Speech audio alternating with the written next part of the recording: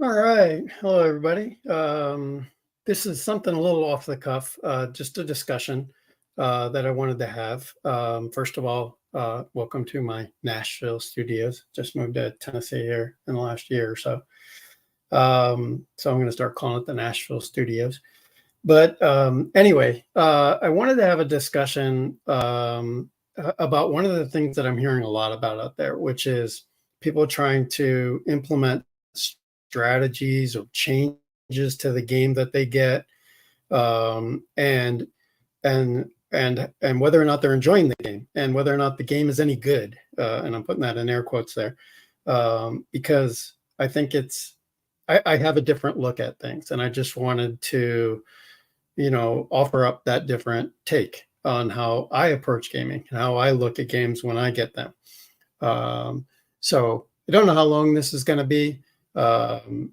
Maybe 5, 10, 15 minutes, depending how much I ramble on. But I just thought this is a good thing to have. So let me just start with what I call the script. I think that every game, when you think about the developers and you think about how they put out a game, the game comes with a script, and we talk about the NFL being scripted, right? I mean, that was a big one. Oh, that's scripted. They know exactly what to do out in the NFL. Well, your games are scripted, in my opinion. These games that we get are scripted, and you got to remember that they're built for the most part. I know that a lot of games are used in tournaments and head-to-head play, but I believe the majority of players um, are solo players. You're playing by yourself at home. You might go to a tournament once a year. You might play in a league. I'm not saying there isn't people out there who do that, but I think a majority of people are solo playing at home. Get the game, they play it. So strategy.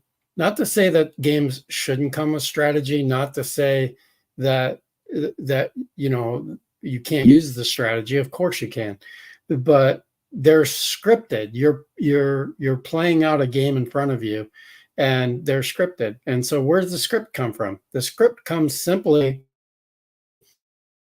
from the dice. Your dice are the script, and the dice goes to a chart, and the chart tells you what's the script. Does he get a base hit to left field?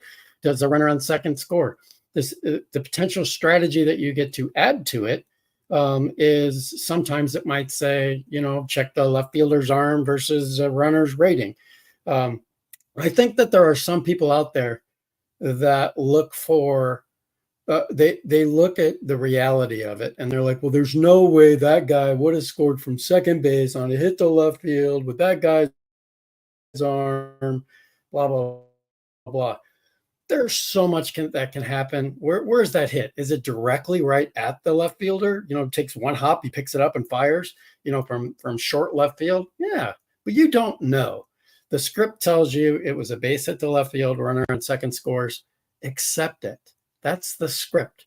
Except that maybe that left fielder with the great arm had to go a long way to get the ball in left field, or maybe it was part of the managerial setup for that game or for that inning or whatever was going on to keep runners from going to second base. So his job was to keep that to a single and not allow a throw home and the runner to get to second. There's a lot of little things that could be going on. Accept your script, take it the way it is, don't question it, and go on. When you get to the end, like you've done an entire replay of a season, you're going through a month of a replay, and you want to go back and look at your statistics and say, hey, this guy's got X number of home runs and he should never have that many, and you want to criticize the game for that. That's a different conversation to have. Now you're looking at the game engine or what your results are, and again, a whole nother conversation on that one. But when it comes to accepting a game or getting into a game, just accept it as it's scripted out for you and see how it plays out. I just see too many people right away with brand new games going, well, that just doesn't make any sense. He would never score from second on that. So, and I'm using baseball as an example. I see them, and I see it now in hockey. I see it in football. People trying to not accept what they got, but challenge what they're seeing. And you're challenging the script that you're getting. Uh, One of the reasons I really turned a lot to fast action cards was because I really feel like, as Ron stops by. Hi, Ron. Thanks for stopping by. I appreciate that. If you got any thoughts, throw them into the chat on this. But I forgot what I was saying, but basically, well, one of the reasons I switched to fast action cards, I really like those, that come with some of the games like Payoff Pitch and others, is because to me, that is a great script. I mean, if I take my fast action cards right here from Payoff Pitch, it's telling me what is going on.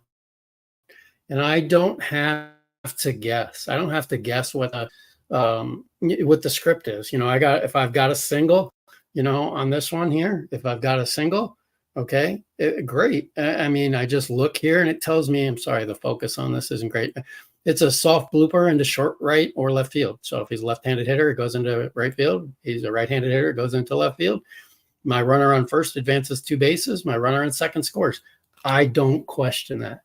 I don't care if the runner on second base is Boog Powell. He scores from second. It's a bloop into right field. He got a nice jump. It took the right fielder a while to get over to the ball. He scores. End of story. I accept my script the way it's written, and I think that I think you'll enjoy the games more if you just accept the script. Don't challenge it. Don't question it. Gosh, if we watch our pro sports enough, you could be watching something, and how many times do we go, oh my God, that's got to be scripted or whatever, because we just can't believe it just happened. But it did just happen. And that's live and that's real, and of course that's a whole nother discussion for another time. But let's check the chat here as Grant stops by. Thanks. Hey, John, spot on. Thanks, Grant. And your games are spot on. And your games do this as well. You provide a story for each game. And I feel like every time I play 49 Quick Decks hockey or football, it's a story. It's unfolding in front of me, the story of the game. And I don't fight it. I enjoy it. I mean, I like the results. Heck, I just played Nashville, my team, and they lost. It was a close one right there at the end, 3-2. Loss. But that it's the script that I was given, and I followed it through, and I got to see it through. And yeah, there are a few times where you can make some options and play aggressive and do this or that and try and maybe get your team or whatever team you might be rooting for in that game, if you're rooting for one, try to give them a little advantage, but you don't want to change it to the point where you're cheating. You just want, hey, maybe I'm going to go a little aggressive here. Could I end up hurting you? But you can put in some strategies, play the infield in, different things like that. Intentionally walk a batter. That's not in a script you're going to get in a baseball game. So you do get to invoke a little bit of your stuff into the game, but overall you're playing the script, and it just become part of the script, even with your strategy. Try to keep it realistic is kind of my thought on that. Dave, the man stops by. For me, it's about getting the play right according to the game. Does the runner advance or does he not? And why? Things like that. Yep. So I think, that's a good point, Dave. So I think and then you went on to add in, also, I want it to be believable. Absolutely. So again, that may be part of the game itself. Do they give you enough of like this one here? Again, I'll go back to this with Payoff Pitch, a soft, come on, get in there. Hopefully you guys can see that. It's soft blooper into short right field. I can imagine that. I can imagine that little blooper going into right field, and the runner from second scoring, regardless of his speed, regardless of the right fielder's arm. How many times do we hear the announcers on TV go, I could have scored on that one? Or you're watching a football game, man, with that hole, anybody could have ran through that. So I just look at it that way. And going back to what you're saying, Dave, I think is you want the result to be believable. That's in your head to me. I mean, yeah, your Clemens thing, for instance, he's getting rocked in his first couple of appearances. Is that believable? you could probably get some people to say maybe so, but he had a monster year, so it doesn't seem like it's believable. I think getting things into the believable category go outside of the game engine itself. Uh, it's more to me. How is it going? Sometimes bad luck just happens, and sometimes what happens on the field in our games and real games, Major League Baseball, NFL, NHL, NBA, we're not going to be able to recreate it. Take the Cavs last night in Boston. The entire world thought Boston was going to win by 90. And the Cavs went in there and destroyed Boston by 20. Are you going to turn around and say, if you played that on your tabletop, that was unbelievable? Because I think 90% of the world up to yesterday, 99.9% of the world would have told you that result was unbelievable. But it happened in real life. So sometimes you got to let your mind strive into areas that, your result, it's your result. It happened on your desktop. It's real. It happened. And that's why we do replays. If we wanted them to get exact, just go hang out at baseballreference.com all day for me. And then Ron says also, like Dave said, the theater of the mind. Yep, absolutely. I think that's where I'm kind of going. I'm kind of agreeing with Dave there. These games can be as fun as you'll let your mind go to. If I watch some replays or I've seen some replays out there and I'm like, somebody took a team and I on the Digital Dice podcast maybe a month ago now, they talked about how, I think to give credit where credit's due, I think it was Ron, not Dave, who made the comment about having teams that lost by less than 7 points in the NFL. And there was like certain teams he quoted and they had like 5 losses within 7 points. But that team didn't even make the playoffs. I've seen people take that kind of team to the Super Bowl and a replay. Is that believable? I think it kind of is. It is for me. I believe it. Because look, they only lost those games by less than a touchdown.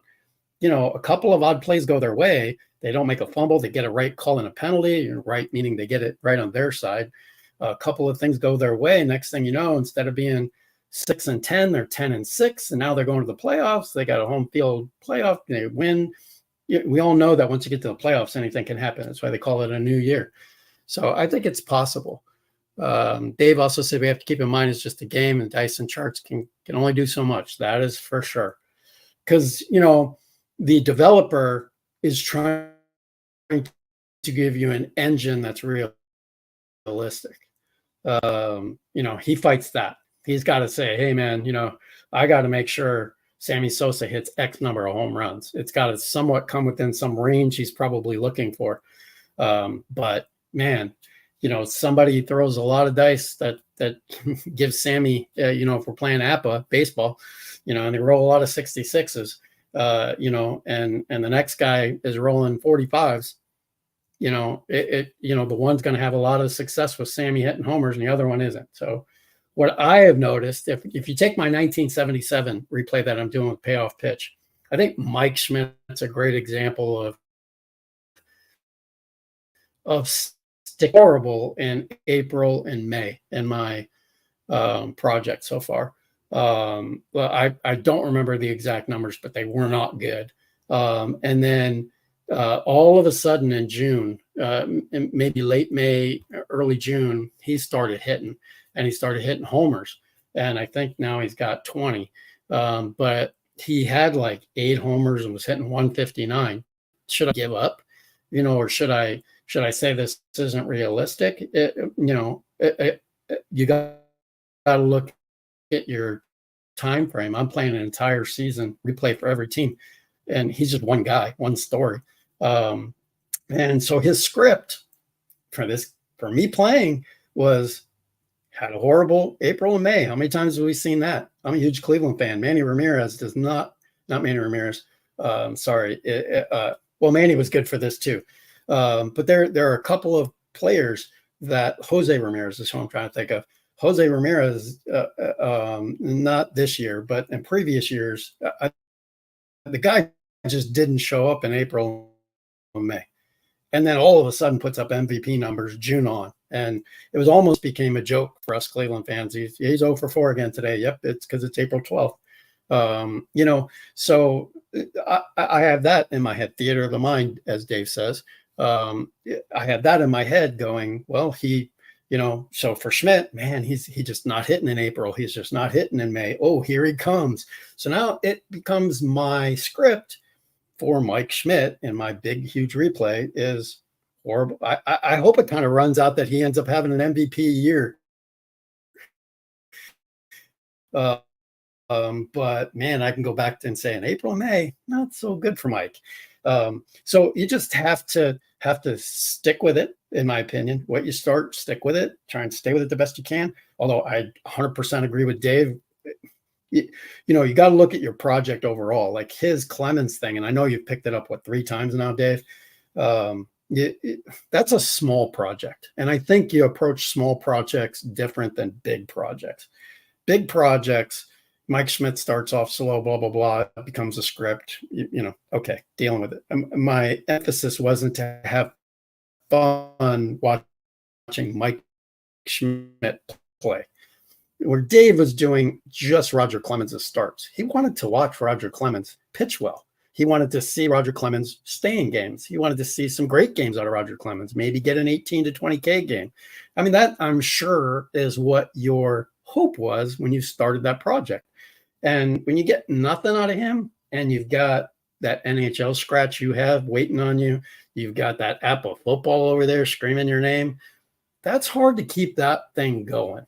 But to your credit, you keep picking it up.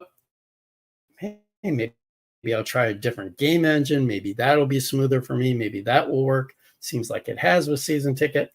But and this isn't at Dave by any stretch. This is everybody out there. I see them talk about how, well, X game isn't realistic because I don't understand why a runner from second would score. Just follow the script. So, and Dave says, if it's not fun, then why continue with that project? Yeah, I think you probably posted that just before I said what I said. I agree. If it's not fun and you're doing an individual project on an individual player, it's not. There is no reason to keep going. But if you're getting my counterpoint to that was, if you're doing a bigger replay like I'm doing and Mike Schmidt isn't hitting well, it doesn't mean he won't later on. He's not the only thing I was after in that project. I just like replaying the whole 1977 season. But to your point, if it's not fun, God, why are we doing this? We're only doing this to have fun. And if you're not connecting with the game, I've talked about that a million times, but you're not having fun playing it, something else is calling you to play, go play it. I mean, look, guys, I had a stroke, 2 of them. And I sat there in bed and thought, man, I am never going to ever just play something to play it out. I'm not going to worry about what anybody else thinks, but what I think and what my fun is on the tabletop. And if I don't like, if I take something to September and I don't feel like playing it anymore, I'm not playing it anymore. It's too short. Life is too short. There's too many other games out there to play, too much other stuff in the world to do, than to sit here and play a tabletop game because you want to try and push something through. Having fun is always number one. Always number one. Number 2 is then trying to enjoy it. And I'm saying, I guess I am saying, I think some people might enjoy more if they let the script flow and don't fight the script with too much strategy, too much guessing or second guessing, trying to overthink that runner scoring from second base. There's no way that guy would score a goal, in that possession. There's no way that he's going to throw a 97-yard pass on that play because he never threw one all year long. Who cares? It's your game. It's your reality. It's what happened on your desktop. It's what your script was. That's why I replay, is to have, I don't want the same outcome. If it happens to be the same outcome, okay, it's the same outcome. I don't get disappointed if, hey, I'm replaying a game and my team won that game or this team won that game, and in the replay somebody else won. Or, hey, this was a game Sammy Sosa hit 3 home runs, so he should hit 3 home runs, and he struck out all 4 times in my game. So what? That was my replay. That's what happened. So that's kind of my thoughts on this. Ron says he had a stroke in 22. Scary. You recovered mostly. It's good to hear, Ron. Yeah, they're not fun. I'm 57. It's really wild. I recovered fully, 100%, which I guess I'm blessed on that. And still scared of another one coming because they still don't know why it happened. So that's always scary. Another one can. So, and once you've had one, you can have 2, you can have 3, you can have 4. So just enjoy your games, guys. Have fun. Don't try to overanalyze it. If the game isn't clicking for you, you don't like your results, you're not having fun, try another one. There's tons. Watch this channel. God, I don't know how many games he's put out there and shown everybody. And I've got stuff on my channel. Other people have stuff on their channels. There's tons of games out there to look at. And it seems like in the last 2 years, tons of new developers are out there putting in new stuff, even better than some of the old school stuff. So just hang in there and have fun out there. So thanks for everyone stopping by. Just thought I'd throw this little nugget out there, and hope everyone has an amazing Mother's Day weekend. And see you guys this weekend. I'll be on a lot, I'm sure.